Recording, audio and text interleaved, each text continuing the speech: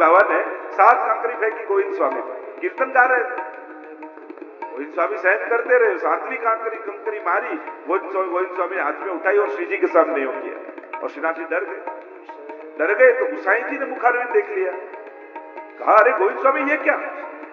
भाव तो ये बताया कि गोविंद स्वामी को पूछ रहे हैं श्रीनाथ जी कि मेरे तो 7 स्वरूप हैं, तुझे किसमें आ सकती है? गोविंद स्वामी ने सामने डालकर कहा, हे श्रीनाथ जी बाबा, मुझे तो आपके स्वरूप में आ सकती है। अनेक अनेक भाव, अनेक अनेक प्रसंग हैं। गोविंद स्वामी पर तो ऐसी कृपा हुई गुसाई जी की, महाप्रभु जी की, श्रीनाथ जी बाबा की, कि उन पर तो जैसे कहा गया कि लड़की आई गांव में तो भी देखते नहीं, पूछा कि पिताजी मेरे सामने क्यों नहीं देखा? कि मन एक था और श्रीनाथ जी को दे दिया, दूसरा होता तो तुझ में लगा दिया। एक वैष्णव शोधता शोधता આવ્યા કે અમે સાંભળ્યું છે કે ગોવિંદ સ્વામી બહુ મોટા ભક્ત છે, એટલે સીધા ગામમાં આવ્યા ને પહેલા ગોવિંદ સ્વામી જ મળ્યા। પૂછ્યું કે તમે ગોવિંદ સ્વામીનું ઘર ઓળખો છો, ક્યાં છે? અમે તો બહુ એમની પ્રશંસા સાંભળી છે, બહુ મોટા ભગવતી, બહુ સુંદર કીર્તનો રચે છે, અમે એમને મળવા આવ્યા છે। ગોવિંદ સ્વામીને પૂછે છે, એટલે ગોવિંદ સ્વામી કહે કે તમે આવવામાં મોડું કરી દીધું, ગોવિંદ સ્વામી તો ક્યારના મરી ગયા છે। અને પેલા અમને તો દુઃખ થયું કે અરે આટલા મોટા ભગવતી અને મરી ગયા છે। અમને તો મનમાં એટલી આકાંક્ષા હતી કે એમને મળીને જઈશું, પણ એમને થયું કે પાછા જઈએ એના પહેલા એમના ઘરમાં કોઈ તો હશે ને, એમના ઘરે જતા તો આવી। અને શોધતા શોધતા એમના ઘરે આવ્યા, દરવાજો ખટખટાવ્યો અને જ્યાં દ્વાર ખોલ્યો તો આ ગોવિંદ સ્વામી જ સામે હતા। અરે તમે તો કહેતા હતા ગોવિંદ સ્વામી મરી ગયા છે ને તમે પોતે ગોવિંદ સ્વામી લાગો છો। કે તો હજી કહું છું ગોવિંદ સ્વામી તો મરી ગયા, કે તમે છો તો ખરા। તો ગોવિંદ સ્વામીએ કહ્યું, મેં કહ્યું ગોવિંદ સ્વામી મરી ગયા, હવે તો કેવલ ગોવિંદ દાસ અહીંયા છે। એ સ્વામિત્વ તો ક્યારનું હરાઈ ગયું, જ્યારે બ્રહ્મ સંબંધ લીધું અને સમર્પણ કર્યું છે, સ્વામિત્વ તો ત્યારે જ જતું રહ્યું, હવે તો અહીંયા ગોવિંદ દાસ રહે છે, ઠાકોરજીનો દાસ રહે। એવી કૃપા ગોવિંદ સ્વામી ઉપર કરી છે। અને ઘણા એવા સુંદર પ્રસંગો એમની વાર્તા પ્રસંગમાં છે। એમને ભગવત સ્મરણ કરીએ, ગોવિંદ સ્વામીને વંદન કરીએ અને આપણી પરિક્રમા આગળ ચાલી। અરજી કુંડમાં સ્નાન આચમન કર્યા, આગળ વલ્લભકુલનો તુલસી ક્યારો આવ્યો। જ્યારે તમે મુખારવિંદ તરફ જાઓ ને ત્યારે ડાબા હાથે વલ્લભકુલનો તુલસી ક્યારો આવ્યો। વલ્લભકુલ જ્યારે લીલા કરી જાય ત્યારે ત્યાં તુલસી ક્યારો એમના નામનો બનાવવામાં અને એટલા માટે જ્યારે પરિક્રમામાં જતા હોઈએ તો આજ સુધીના પ્રાચીનથી પ્રાચીન વલ્લભકુલના ત્યાં તુલસી ક્યારે, એટલે ત્યાં જરૂર વંદન કરવા અને ત્યાં વંદન કરી વૈષ્ણવ હવે ધીરે ધીરે ધીરે આગળ વધી રહ્યા છે મુખારવિંદ તરફ। બધાને ઉત્સુકતા શ્રીનાથજીના દર્શન કરવાની, શ્રી ગિરિરાજજીના દર્શન કરવાની। અને ચોબાજી પણ કહે કે અરે જલ્દી કરો, શહેર કે દર્શન કો સમય હો જાયગો। અને વૈષ્ણવ પ્રેમથી ગાન કરતા કરતા આગળ વધવા લાગ્યા। સારસ્વત કલ્પની લીલા છે, પ્રભુએ ગિરિરાજજીની પરિક્રમા કરી છે, ગિરિરાજ બાવાને સુંદર અદ્ભુત ભોગ ધરાયો છે। સમગ્ર વ્રજવાસીઓ આવીને સન્મુખ ઉભા રહ્યા, કહેવા લાગ્યા અરે લાલન, તે તો કહ્યું આ તું પ્રગટ દેવ છે, આ તો અમારી સામે બધી સામગ્રીનો અંગીકાર કરશે, પણ આ કોઈ સામગ્રી તો ખૂટી નથી, તે આરોગ્ય તો છે નહીં। ત્યારે ઠાકોરજીએ કહ્યું કે હું વિનંતી કરું અને પછી જો આરોગ્ય છે કે નહીં। અને ઠાકોરજીએ મનોમન વિનંતી કરી, હે ગિરિરાજ બાબા, આ વ્રજવાસીઓના મનોરથો પૂરા કરો। અને શસ્ત્ર ભુજા ધારણ કરનારા શૈલોસ્મી કહી 1000 હાથવાળા ગિરિરાજ બાબા પ્રગટ થયા। એક એક ટોકરી ઉપાડી મુખમાં મૂકવા લાગ્યા, એક એક કુલ્લડ ઉપાડી મુખમાં પધરાવવા લાગ્યા, એક એક મટકી ઉપાડી મુખમાં ધરવા લાગ્યા। વ્રજવાસીઓ ગભરાયા, આ તો અમારા માટે પ્રસાદે નહીં છોડે। ઘણા તો વ્રજવાસીઓ મટકી ઉચકીને ભાગ્યા અને ગિરિરાજ બાબાએ પોતાનો હાથ લાંબો કર્યો, મટકી પકડીને પાછો ખેંચ્યો, મુખમાં પધરાવ્યો, મને ભોગ ધર્યો છે, બધાની સામગ્રી હું આરોગીશ। અને 1000 ભુજાવાળા ગિરિરાજ બાબા જાણે સાક્ષાત પ્રગટ થઈ અને બધાની સામગ્રી આરોગી રહ્યા છે।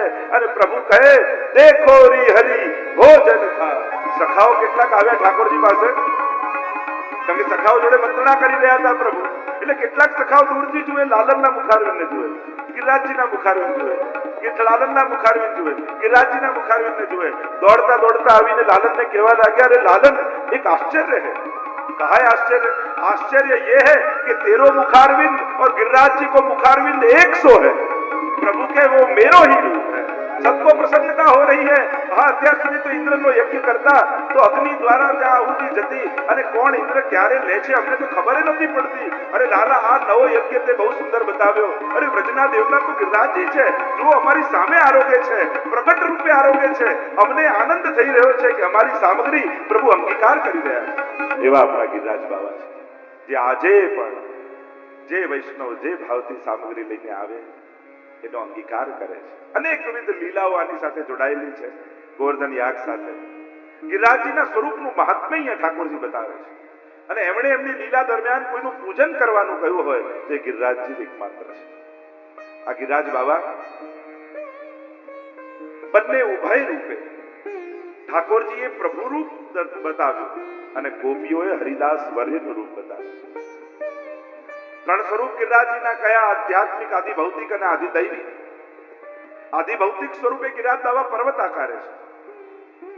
આધ્યાત્મિક સ્વરૂપ હરિદાસ વર્યનું, આદિ દૈવિક સ્વરૂપ સાક્ષાત પ્રભુનું છે. આ ત્રણેય સ્વરૂપે ગિરિરાજ બાબા વંદનીય છે. ગર્ગ સંહિતામાં વિશેષ રૂપે આખો ગિરિરાજ ખંડ છે. એટલે ગિરિરાજજીનું મહાત્મ્ય અધિક રૂપે જાણવું હોય તો ગર્ગ સંહિતાનું વાંચન કરો. અને એમ પણ ભાગવતજીમાં જે રસ રાખતા હોય, કૃષ્ણ લીલામાં જે રસ રાખતા હોય, એને ગર્ગ સંહિતાનું અવશ્ય પઠન કરવું. ગર્ગ સંહિતામાં આખું ગિરિરાજ ખંડ સ્વામીજીના મનોરથ સ્વરૂપે નિત્ય લીલા ગોલોક ધામમાં સ્વામીજીએ વિનંતી કરી કે પ્રભુ કોઈ એવું સુંદર રમણીય સ્થાન આપ પ્રગટ કરો જ્યાં અનેક કંદરાઓ હોય, કંદમૂળ ઉગતા હોય, ઝરણાઓ વહેતા હોય અને આપણે એકાંતિક વિહાર કરીએ. અને એ જ સમયે પ્રભુના હૃદયમાંથી તેજપુંજ રૂપે 100 યોજન ઊંચું એક તેજપુંજ નીકળ્યું ને પ્રભુએ હાથ રાખ્યો. શતશૃંગ નામથી ગિરિરાજજીનું ગોલોક ધામમાં પ્રાગટ્ય થયું છે. યમુનાજીનું વીરજા નામ ત્યાં ગોલોક ધામમાં ગર્ગ સંહિતામાં કહેવામાં આવે. એ રીતે શતશૃંગ ગિરિરાજજીનું નામ છે. ગિરિરાજજી માટે અનેકવિધ કથાઓ છે. ઘણા એવો પણ ભાવ છે કે સ્વામીજીના ચરણમાં નંગનું ચિહ્ન છે, એમાંથી ગિરિરાજજી પ્રગટ્યા છે. એનો પણ એક ભાવ છે. અનેકવિધ ભાવથી ગિરિરાજજીનું પ્રાગટ્ય મનાય છે. અને જ્યારે ગોલોક ધામમાં પ્રાગટ્ય થયું અને પ્રભુએ જ્યારે ભૂતલ પર પધારવાનો નિર્ધાર કર્યો, ત્યારે પ્રભુ પધારે ત્યારે પ્રભુનું સમગ્ર લીલા પરિકર ભૂતલ પર આવે છે. એટલે યમુનાજી, વૃંદાવન, ગિરિરાજજી આ આખો વૈભવ ગોલોક ધામમાંથી ભૂતલ પર આવે. દ્રોણના પુત્ર રૂપે ગિરિરાજજી પ્રગટ થયા. 3 ભાઈ થયા. કાંતાનામ જે ચિત્રકૂટમાં છે, ગોવર્ધન શ્રી ગિરિરાજજી અને ચરણાદ્રી જે ગુસાઈજીનું પ્રાગટ્ય સ્થાન ચરણાદ. આ 3 પર્વતો દ્રોણના પુત્ર રૂપે પ્રગટ થયા. અને ત્યાં સાલમલી દ્વીપમાં અને પુલત્સ મુનિ પ્રસિદ્ધ કથાઓ સંક્ષિપ્તમાં સ્પર્શ કરીને ગિરિરાજજીનો પ્રસંગ છે એટલે સ્પર્શ કરીને આગળ વધું છું. સાલમલી દ્વીપમાં અને પુલત્સ મુનિ આવ્યા, ગિરિરાજજીની પર દ્રષ્ટિ ગઈ, થયું કે આમને લઈ જાઉં કાશીમાં અને મહાદેવજીની ઉપાસના કરીશ. યોગ મળે હાથમાં લીધા પણ વચને બંધાયા, એકવાર મને જ્યાં મૂકશો ત્યાંથી પછી ઉભો નહીં થાઉં. વચન આપ્યું, યોગ મળે હાથમાં લીધા, ચાલતા ચાલતા કાશી તરફ જઈ રહ્યા છે. વચમાં વ્રજમંડળ આવ્યું અને ગિરિરાજજીને થયું કે હું તો વ્રજમાં રહેવા જ આવ્યો છું. હું તો પ્રભુની લીલાના આ રસ લેવા, આનંદ લેવા આવ્યો છું. અમૃતોશ્રી વિઠ્ઠલનાથ ઉપાસી और कहा करूं जाए काशी. વજન વધાર્યું. એટલું બધું વજન વધાર્યું ગિરિરાજજીએ કે ઉચકી ન શક્યા ઋષિ. નીચે પધરાવ્યું. ફરી લેવા ગયા ત્યારે ગિરિરાજજી કહ્યું તમે વચને બંધાયેલા હતા, એકવાર મને જ્યાં મૂકશો ત્યાંથી ઉભો નહીં થાવ. આવ્યો ક્રોધ ઋષિને, શ્રાપ આપ્યો કે રોજ તલભર ઘટશો. અને તલભર ઘટવાનો શ્રાપ ગિરિરાજ બાબાએ સ્વીકાર કરી લીધો. એટલે રોજ તલભર ગિરિરાજજી ઘટે છે. આમ બ્રજમાં પધાર્યા ગિરિરાજજી. ગોપીજનોએ વેણુ ગીતમાં જ્યારે વેણુનાદનો પ્રભાવ ગિરિરાજજી સુધી દેખાયો ત્યારે સૌથી પહેલો પરિચય ભાગવતમાં ગિરિરાજજીનો ગોપીઓએ કરાવ્યો. અંતાય મધુરિર્બલા હરિદાસ વર્યો યદ રામ કૃષ્ણ ચરણ સ્પર્શ પ્રમોદ માનમ તનોતિ સહગો ગણયોસ્તયોર્યત પાનીય સૂય વસ કંદર કંદ મૂલૈ. આ ગિરિરાજ બાબા અંતાય અદ્રી, આ પર્વત કોઈ સાધારણ નથી, હરિદાસ વર્ય. ભાગવતજીમાં હરિદાસ ઘણા છે પણ હરિદાસ વર્ય એ ગિરિરાજજી છે. હરિના દાસોમાં જે શ્રેષ્ઠ હોય. જેમ મર્યાદા ભક્તિમાં શિરમોર હનુમાનજીને માનવામાં આવે એમ પુષ્ટિ ભક્તિમાં શિરમોર ગિરિરાજજીને માનવામાં આવે. આ ગિરિરાજ બાબા એની કૃપા થાય તો નિત્ય લીલામાં જીવનો પ્રવેશ થાય. અને એટલા માટે કઈ તકલીફ પડે ને માંગવા જવા માટે જ ખાલી ગિરિરાજજીનો આશ્રય નહીં કરો, પણ એક ભગવદીયના સંગના ભાવથી ગિરિરાજજીનો સંગ કરો. એમ કોઈ સંસારમાં કોઈ ભગવદી ન દેખાતું હોય તો ગિરિરાજજીને પરમ ભગવદીય માની એમનો સંગ કરવા જાઓ. એમની નિકટમાં બેસીને ભાગવતજીના પાઠ કરો. પુરુષોત્તમ સહસ્ત્રનામનો પાઠ કરો, કીર્તનના ગાન કરો. કેવલ દૂધ ચડાવવાથી જે પ્રસન્ન થાય એ જરૂરી નથી, પણ ભગવદ ગુણગાન કરવાથી વધારે પ્રસન્ન થાય છે.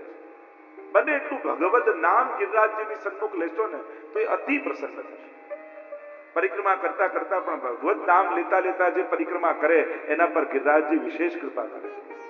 નક્કી કરો કે ગિરિરાજજીની તળેટીમાં પરિક્રમા કરું છું ત્યાં સુધી હું ભગવદ નામ સિવાય બીજું કંઈ નહીં બોલું.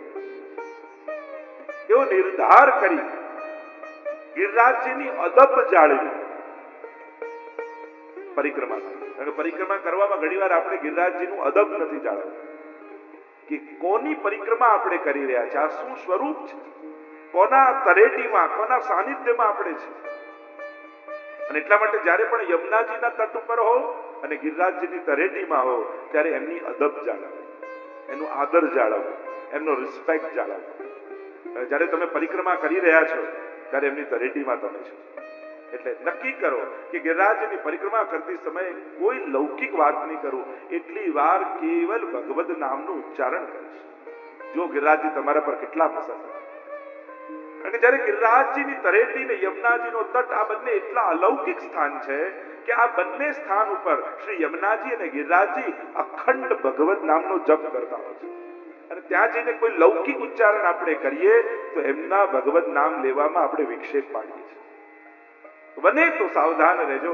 જ્યારે પણ પરિક્રમા કરો ખૂબ કરો, દર પૂનમે કરો, કોઈ ના નથી, પણ એમની અદબ જાળવી, શિસ્ત જાળવી, એમનો રિસ્પેક્ટ જાળવી. તો આમ ગિરિરાજ બાવા ના અનેક મહાત્માની તો ઘણી બધી ગાથા છે. ગિરિરાજની તો કેટલી ગાઈ શકીએ, પણ ગોપીજનોએ ભક્ત રૂપે પરિચય કરાવ્યો, ઠાકોરજીએ પ્રભુ રૂપનો પરિચય કરાવ્યો.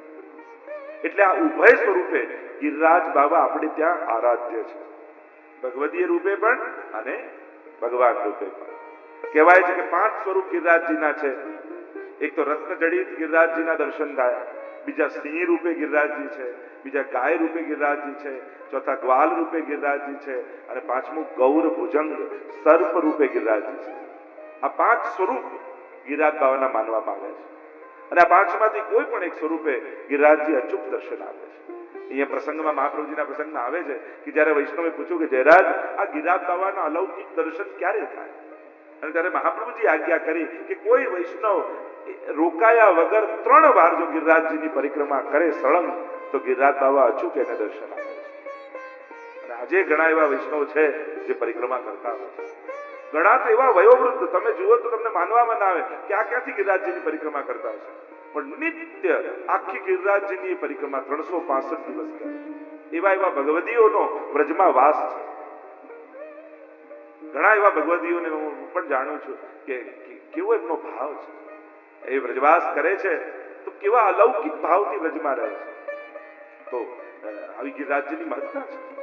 તો 5 સ્વરૂપે ગિરિરાજ બાવાના દર્શન આપણે સ્વરૂપ માનવામાં આવ્યા છે. તો આ ગિરિરાજ બાવાને વંદન કરીએ કે ગિરિરાજ બાવાની કૃપા સદાય આપણા ઉપર રહે, તો આપણા હૃદયમાં ભગવત ભાવ જ્વલંત રહે. એમની કૃપા થકી જ લીલાના દર્શન થાય. ચતુર્ભુજ દાસ ઉપર જે કૃપા કરી ગિરિરાજજીએ, ખટ ઋતુ વાર્તાના પ્રસંગમાં આવે છે, ચતુર્ભુજ દાસજીને પોતાની સાથે લઈ ગયા અને 6 ઋતુમાં થતી ભગવત લીલાના 12 નિકુંજના દર્શન ચતુર્ભુજ દાસને કરાવે. એવી કૃપા થઈ છે. તો આ ગિરિરાજ બાવાનું સ્વરૂપ છે. લાલ ધોતી અને લાલ ઉપરના ગિરિરાજ બાવા ધારણ કરે છે. આપણે ત્યાં એ સ્વરૂપ એમનું માનવામાં આવ્યું છે. એટલે બંને તો ગિરિરાજજીને ધરાવો ને તો એ બંને તો લાલ ધોતી ઉપરના ધરાવે. કારણ કે લીલામાં એમના વસ્ત્ર લાલ ધોતી ઉપરના રૂપે માનવામાં આવે છે. તો એના પણ ભાવ છે. જેમ યમુનાજીને પણ ધરાવતા હોય તો એમનો પણ એક વિશેષ પ્રકાર છે, મહાપ્રભુજીને ધરાવતા હોય તો એમનો એક વિશેષ પ્રકાર છે. તો ગિરિરાજ બાવાને વંદન કરીએ. અહીંયા પરિક્રમાની આસપાસ અનેક અન્ય સ્થળો પણ ઘણા બધા છે. આપણે તો સંક્ષિપ્તમાં દર્શન કરીએ છીએ. તો પરિક્રમા કરતા કરતા મથુરેશજીનું મંદિર આવે છે, ગિરધરજીની બેઠકજી આવે છે કે જે ગિરધરજી મનમાં થયો કે મારે 7 સ્વરૂપને પધરાવી શ્રીનાથજી સાથે 56 ભોગ કરવો છે. ગુસાઈજી કો બાબા લૌકિક મળે અને ત્યારે સપ્ત સ્વરૂપનો મનોરથ કર્યો. એનો પણ એક વિધાન છે. ગોકુલનાથજીનું મંદિર, મદન મોહનજીનું મંદિર, ગોવર્ધનનાથજીનું મંદિર, ચંદ્રમાજીનું મંદિર, આ બધા મંદિરમાં આપણા દંડવત પહોંચે. બધા સ્વરૂપોને આપણે વંદન કરીએ અને હવે આપણી પરિક્રમા આગળ ચાલી અને રુદ્રકુંડ તરફ આપણે જઈ રહ્યા છીએ. આ રુદ્રકુંડ કયો કુંડ છે કે જ્યારે ગોપીજનો રાસમાં પ્રભુ અંતર્ધ્યાન થઈ ગયા અને અંતર્ધ્યાન થયા ત્યારે ગોપીઓ ઉન્મત્ત થઈ. ચારે બાજુ ગોતવા લાગી કે પ્રભુ ક્યાં જતા રહ્યા? આવો મળેલો અલૌકિક લાભ અમારા હાથમાંથી સરી ગયો. હે અશોક, તું તો શોકને હરનારો છું, તે મારા પ્રભુને જોયા છે? પછી તુલસી કલ્યાણી, અરે તું તો પ્રભુની પ્રિયા છો તુલસી, તે મારા પ્રભુને જોયા છે? એવા તો ઉન્મત્ત થઈ ગયા, કૃષ્ણ લીલાઓનું અનુકરણ કરવા લાગે. કૃષ્ણ કૃષ્ણ કૃષ્ણ કરતા કરતા કૃષ્ણમય ગોપીઓ થઈ ગઈ. કીટ ભ્રમર ન્યાય. કોઈ કૃષ્ણ બની પૂતનાનો ઉદ્ધાર કરે, કોઈ કૃષ્ણ બને, કોઈ શકટ બને, સંકટ ભંજનની લીલાઓ કરે, એની લીલાઓના અનુકરણ કરવા લાગે. એવા ઉન્મત્ત થઈ ગયા. श्याम श्याम रटत हो श्यामा श्याम भई और श्यामा पूछत सखिन सो श्यामा कहाँ गई? श्याम श्याम श्याम रटता रटता वह श्यामा सखी स्वयं को श्याम समझने लगी. भूल गई कि मैं कौन हूं, स्वयं को कृष्ण समझने लगी और सखीन से पूछती है कि श्यामा को देखा है? खुद को खोज रही और खुद को कृष्ण समझ रही. अरे प्रभु जता रहे. યમુનાજીના તટ ઉપર આવીને ગોપીઓએ ગોપી ગીત ગાયું છે, વિરહ ગીત ગાયું છે.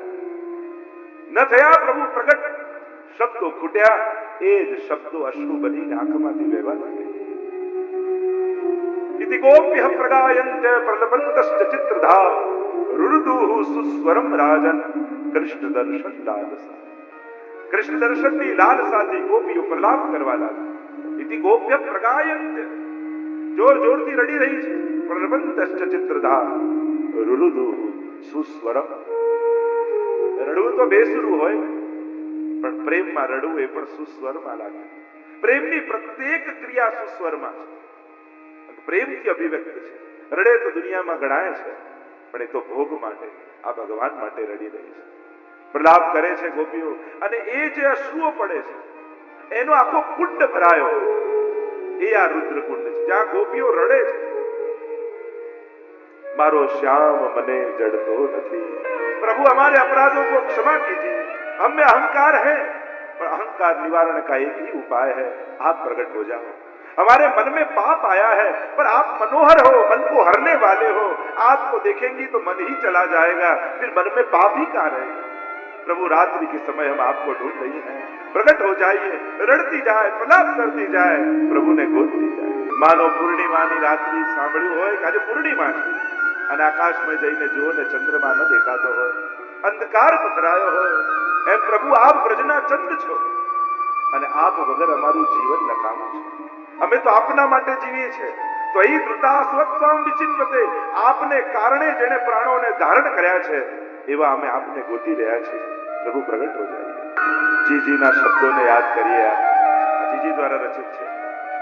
ગોપીઓ ગોતી રહી છે અને આંખમાંથી નીકળતા અશ્રુઓથી જે કુંડ ભરાયો એને રુદ્રકુંડ કહેવામાં કહેવાય કે જ્યારે એનું સ્નાન પાન આચમન કરો તો એ પાન કરવા માત્રથી ગોપીઓમાં જે આરતી હૃદયમાં હતી એ આરતીનો અનુભવ ભક્તને થઈ જાય. એવો આ રુદ્રકુંડ છે. એક એક કુંડ, એક એક લીલાઓ, એક એક વનો અને પ્રભુની અનંત લીલાઓથી જોડાયેલું આ વ્રજ મંડળ છે. એટલે ગોપીઓનો એ અહેસાસ, ગોપીઓનો એ ભાવ, ગોપીઓના એ આંસુ હજી પણ વ્રજમાં સુરક્ષિત છે. એમનું હાસ્ય સુરક્ષિત છે અને એમના આંસુ સુરક્ષિત છે. વ્રજ તો સંયોગ અને વિપ્રયોગ બંનેથી ભરાયેલું છે. બંને રસ હજી ત્યાં જીવંત છે. શૃંગાર રસના બંને પાસાઓ છે. શૃંગાર રસ દ્વિદલાત્મક છે અને એટલા માટે આ વિરહનું સ્થાન છે.